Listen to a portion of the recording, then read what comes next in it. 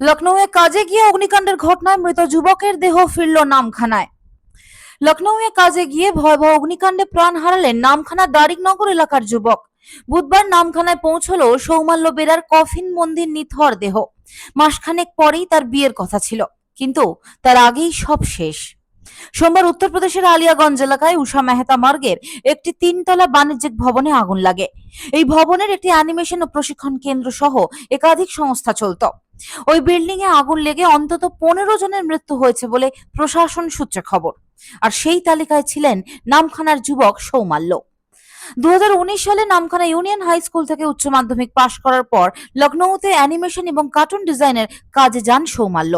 2 বছর ধরে সেখানেই কাজ করছিলেন। বুধবার নামখানার দারিকনগর এলাকার বাড়িতে সৌমাল্য নিথর দেহ পৌঁছতেই কান্নায় ভেঙে পড়ে গোটা পরিবার।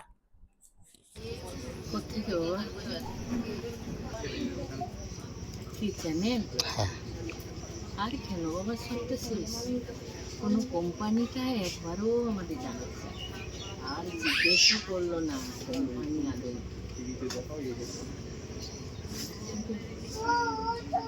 কিভাবে জানতে পারলেন? 9:30টার দিকে একজন বলছে ছেলেটা ফোন করেনি সৌমাল্য, আর ওকে একটু কল করুন তো। তখনই আমরা যখন কল করি তখন সুইচ অফ। এবার সুইচ অফ দেখে আমরা ভেবেছি এমনি ফোনটা খারাপ ছিল, সুইচ অফ হয়ে গেছে। কিন্তু ওর বন্ধুদেরও যখন ফোন করি কেউ আর ফোন তুলছে না, রিং হয়ে যাচ্ছে, কেউ তোলেনি। ওরই এক বন্ধু একই জায়গায় কাজ করতো, অনামিকা সামন্ত বলে, ওকে বারবার ফোন করছি। ও খুব কাছে থাকতো আর দিদি ভাইয়ের সম্পর্ক। ওই দিদিটাকে বারবার ফোন করছি, রিং হচ্ছে কিন্তু হচ্ছে না। প্রায় 11:30 হয়ে গেছে, তখন ঘড়ি দেখিনি। তখনই ওর মা আমাদের ফোন করে বলছে, দাদা কিছু জানলেন? কি জানবো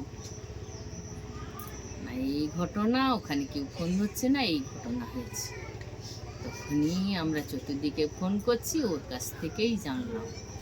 ও বলছে তোমরা জানলে কি করে? না, ওখান থেকে পুলিশ ফোন করছিল, আপনাদের ফোন নাম্বার পাইনি, জানাতে পারিনি। ওর কাছ থেকে ফোন নাম্বার নিয়ে তারপরে যোগাযোগ করে জানলাম। কি ঘটনা ঘটেছিল কিছু বলেছে? ও জানে না, ওর মা জানবে কি করে? সে তো কলকাতায় বাড়ি, ওর মা, ও জানে না। আর সে মেয়েটাও মারা গেছে। কতজন পড়াশোনা থাকতো একসঙ্গে? একসঙ্গে না, ওটা একটা কোম্পানি ছিল, অ্যানিমেশনের কাজ হতো। এই কোম্পানি ওইখানে কাজ করতো। ও টিম লিডার ছিল। দেখাচ্ছে যে ছাত্রছাত্রীরা, কিন্তু ওরা ছাত্র নয়, সবাই ওখানে কাজ করতো, চাকরি দিয়ে পয়সার বিনিময়ে কাজ করতো। কতদিন ধরে ছিলেন আপনার ছেলে? আমার ছেলে 4 বছর ছিল ওই কোম্পানিতে। 21 সাল থেকে, 21 না 22-23-এ গেছেন, 21-এ গুজরাটে ছিল, সেখানে 2 বছর কাজ করছে। তারপরে ওরা বেস্ট অফার ফেলে চলে যায়, যেখানে ভালো অফার পাবে সেখানে চলে যাবে। অফার পেয়ে ওখানে গেছিল। প্রত্যেক বছর ইনক্রিমেন্ট হতো, ভালো কাজও করতো আমার ছেলেটা। সেই কাজ করতে করতে এই অবস্থা। ওখানে কাজই করছিল, কাজ করা অবস্থায় ওর বাসা তো অনেকটা দূরে, ও ওই কোম্পানির রুমের মধ্যেই ছিল। আর পরের খবর আমি কিছুই বলতে পারবো না।